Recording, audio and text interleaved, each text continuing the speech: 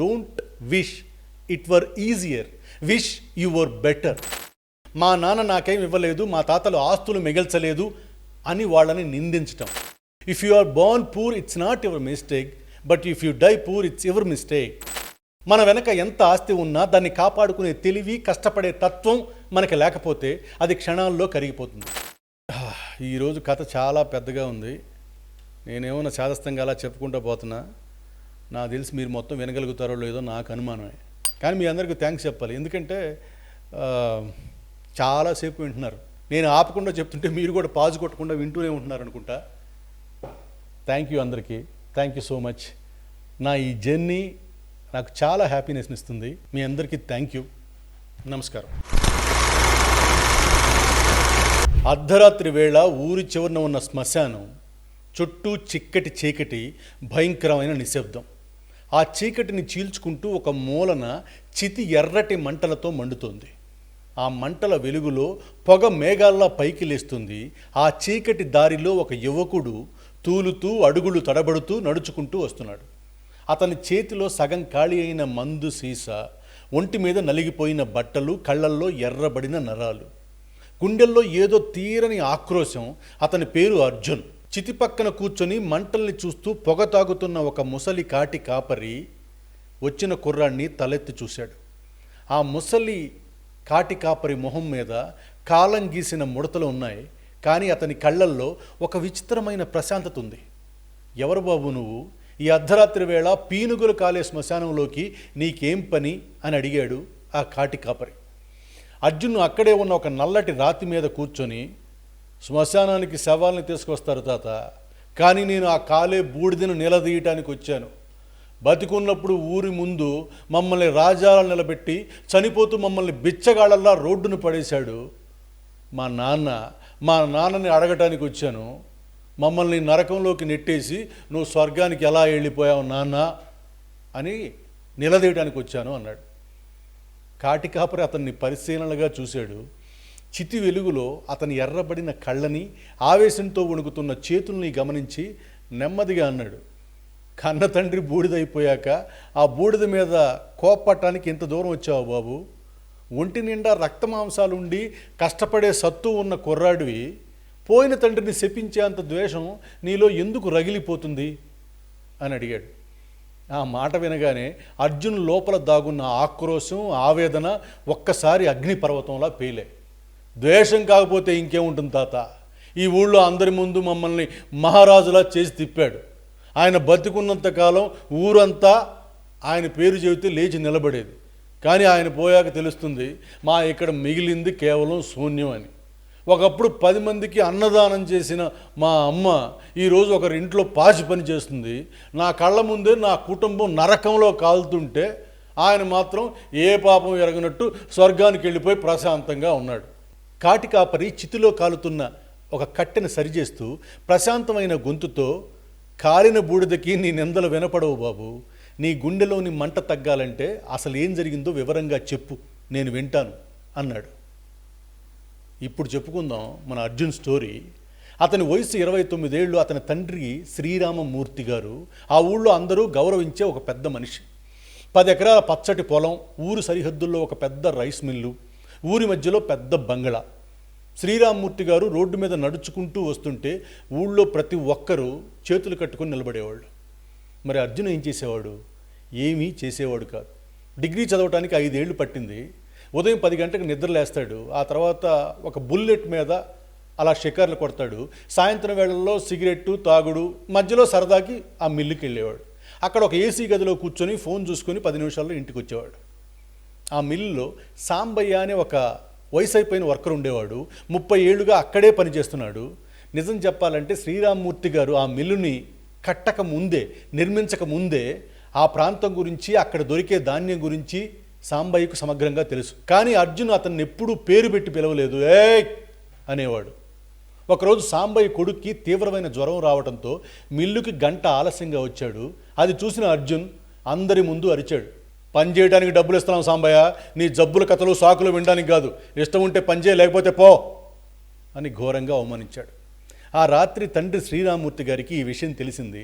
ఆయన అర్జున్ని తన గదికి పిలిపించారు. అర్జున్, నీకు కష్టం విలువ తెలియదురా. అందుకే అంత తేలిగ్గా ఒక మనిషి ఆత్మగౌరవాన్ని గాయపరిచావు. ఆ సాంబయ్య 30 ఏళ్లుగా ఈ మిల్లులో తన చెమటని చిందిస్తున్నాడు. నాకంటే ముందు నుంచి ఈ నేల అతని చెమటని చూసింది.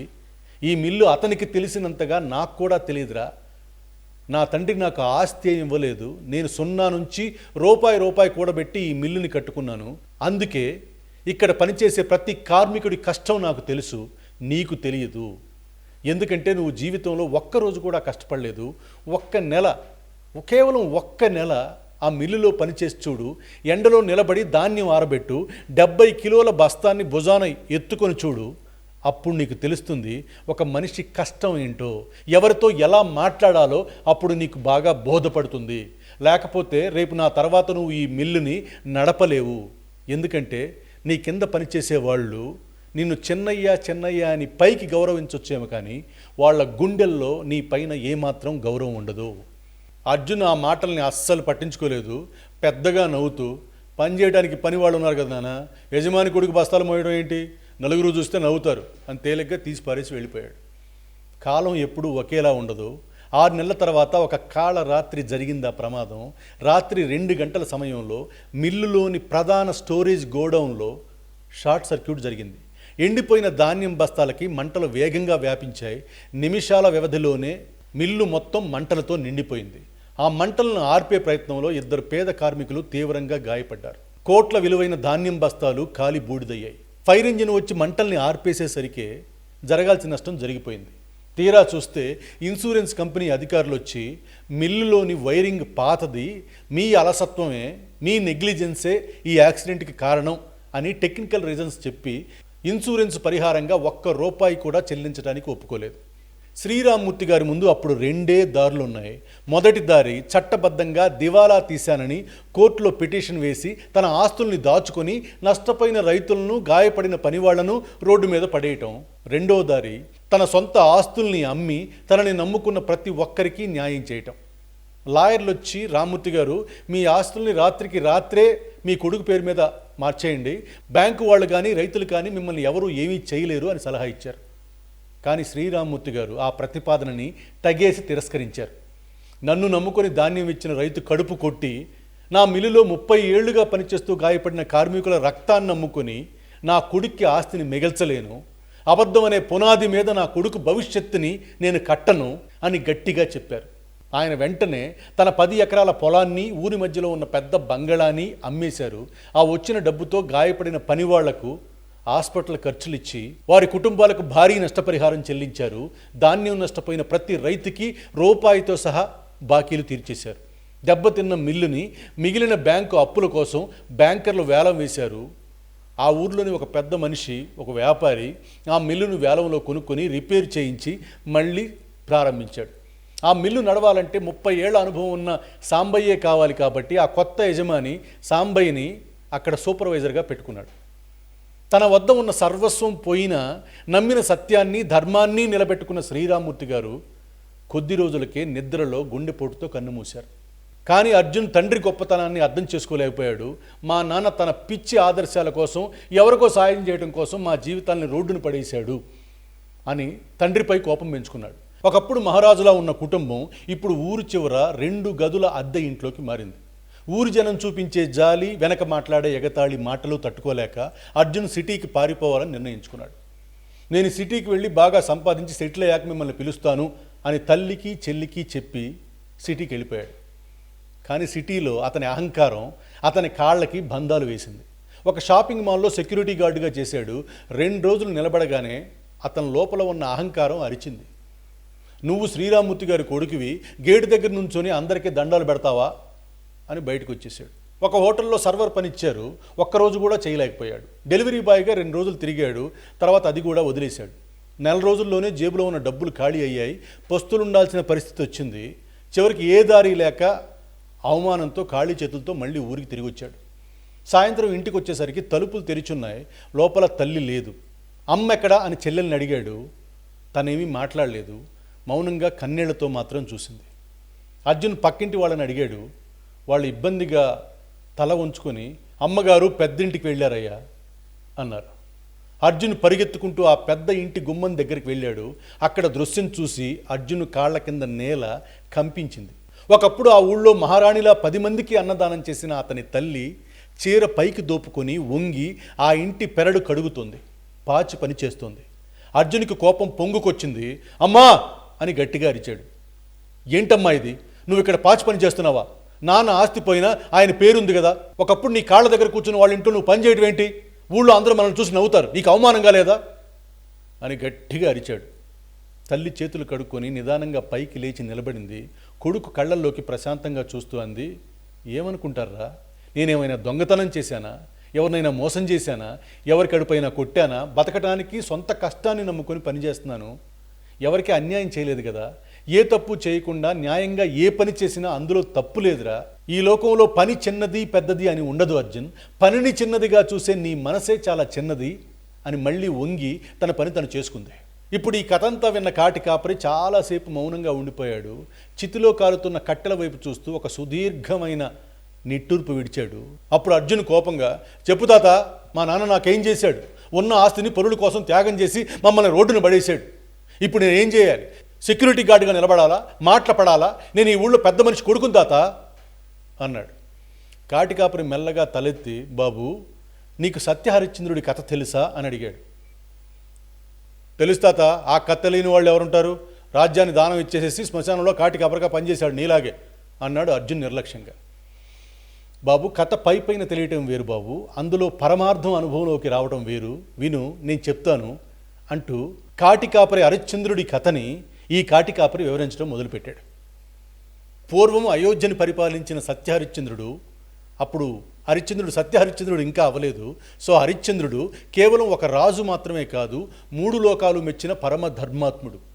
ఒకరోజు దేవేంద్రుడి సభలో దేవర్షి నారదుడు, వశిష్ఠ మహర్షి సత్యహరిశ్చంద్రుడి సత్యనిష్టని పొగుడుతున్నారు.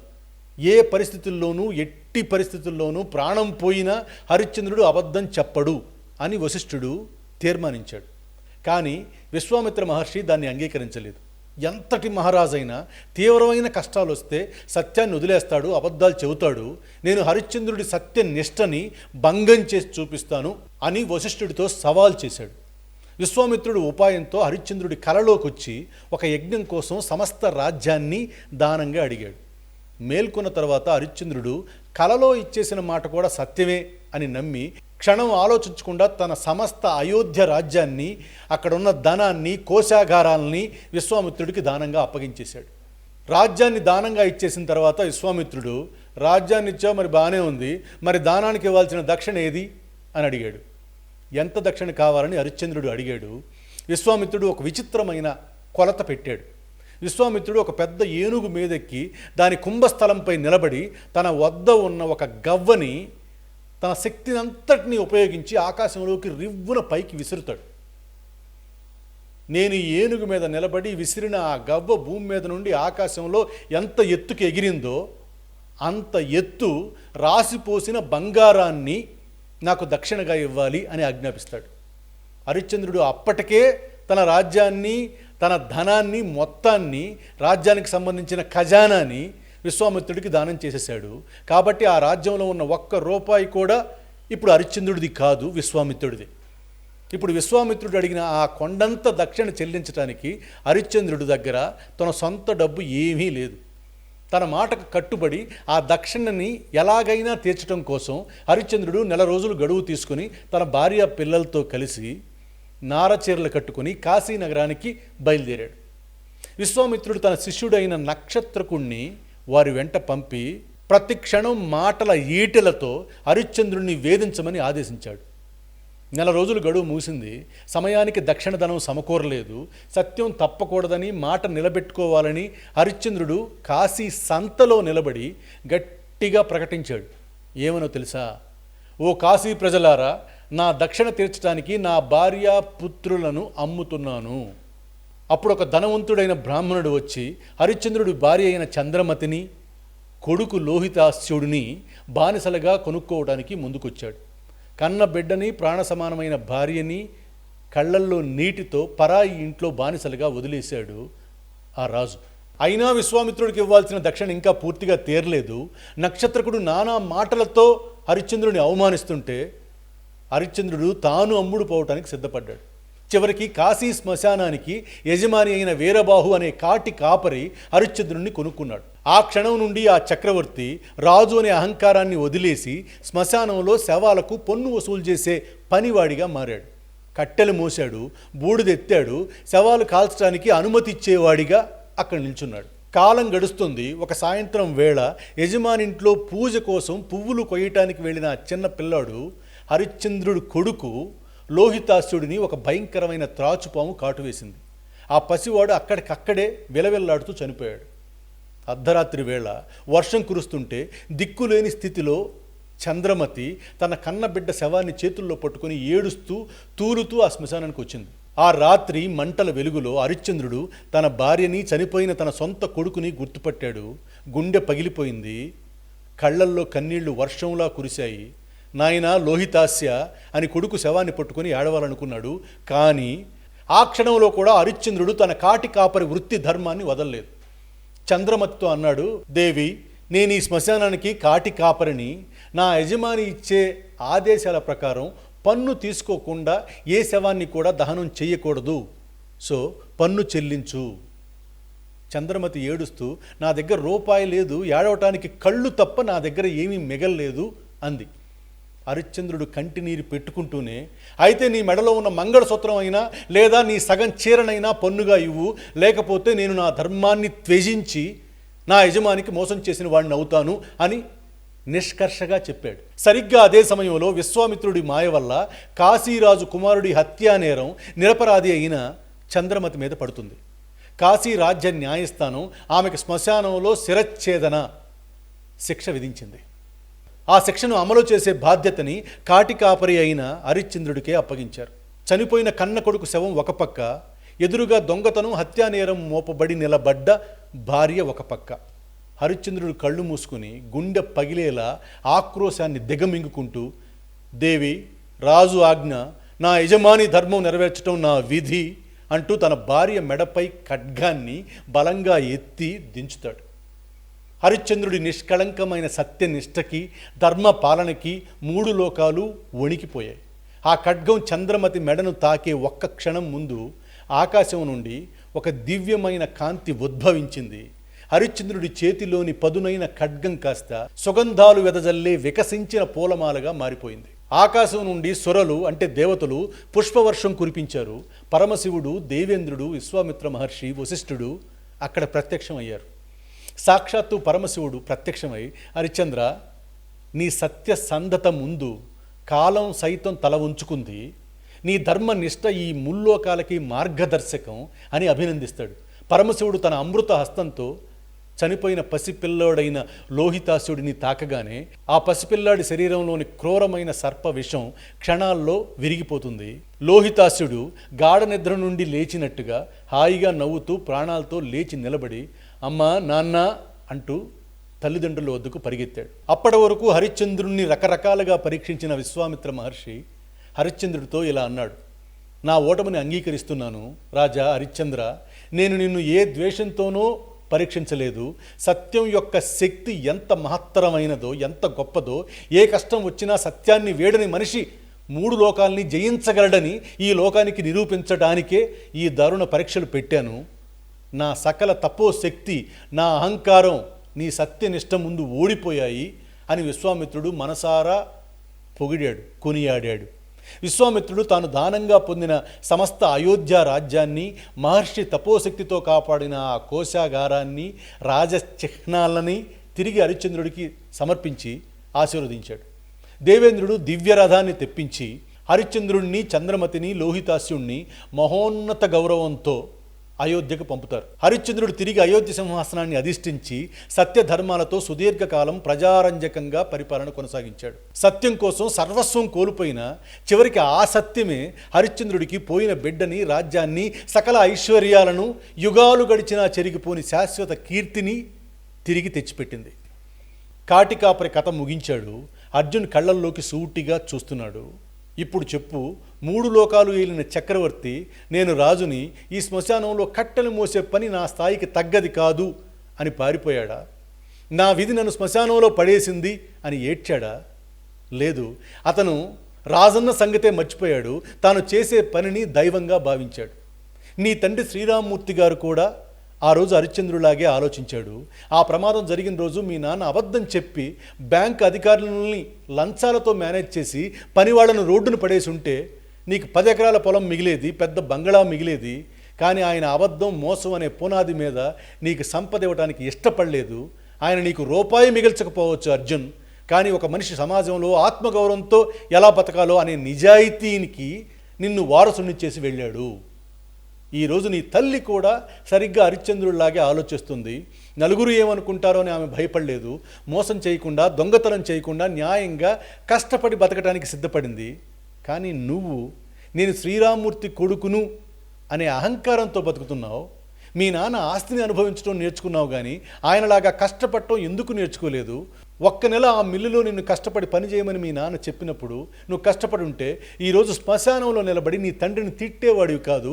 కష్టం విలువ తెలిసిన వాడెవ్వడు ఇతరులను నిందించడు బాబు అని చెప్పాడు. అర్జున్ చేతిలో ఉన్న మందు సీసా చేతిలో నుంచి కింద పడి పగిలిపోయింది. అతని ఒళ్ళు జలధరించింది. ఎందుకంటే సరిగ్గా ఇదే మాట, పని చిన్నది పెద్దది ఉండదు, దాన్ని చిన్నదిగా చూసే మనసే చిన్నది అని ఆ సాయంత్రమే అతని తల్లి కూడా అంది. అర్జున్ ఒక్కసారిగా లేచి నిలబడి తాతా అని అరిచాడు. కానీ చుట్టూ చూస్తే అక్కడ కాటి కాపరి లేడు, మండుతున్న చితి లేదు, పొగ లేదు, వేడి లేదు. కేవలం ఒక ఖాళీ స్థలం మాత్రమే ఉంది. దాని మీద మామూలుగా పెరిగిన గడ్డి పరకలు మాత్రమే ఉన్నాయి. క్షణం క్రితం అతను ఏ మంట పక్కన కూర్చున్నాడో ఇప్పుడు అక్కడ ఏమీ లేదు. మరింతసేపు తనతో మాట్లాడింది ఎవరు? తన అజ్ఞానాన్ని పటాపంచలు చేయటానికి వచ్చిన ఆ ధర్మదేవత, లేక తనలాగే సత్యానికి కట్టుబడిన తన తండ్రి తరపున మాట్లాడటానికి సాక్షాత్తు సత్యహరిశ్చంద్రుడే వచ్చాడా? అర్జున్ కళ్ళల్లో నుంచి నీళ్లు కారాయి. పరుగు పరుగున ఇంటికి చేరాడు. కానీ లోపలికి వెళ్ళలేకపోయాడు. తల్లి మొహం చూసే ధైర్యం లేదు. ఆ గుమ్మం ముందు ఉన్న అరుగు మీద కూర్చొని కన్నీళ్లతో తండ్రిని తలుచుకుంటూ ఆలోచిస్తూ నిద్రలోకి వెళ్ళిపోయాడు. తెల్లవారుజామున 5 గంటలకి తలుపు చప్పుడైంది. తల్లి బయటకు వచ్చింది. వేరే ఇంటికి పని చేయడానికి బయలుదేరబోయింది.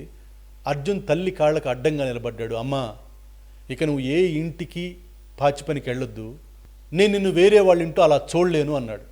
తల్లి కొడుకుని ఎగాదిగా చూసి, మరి ఇల్లు ఎలా గడుస్తుందిరా, చెల్లి చదువు ఏమవుతుంది అని నిట్టూర్చింది. నేను పనికి వెళ్తానమ్మా అన్నాడు అర్జున్.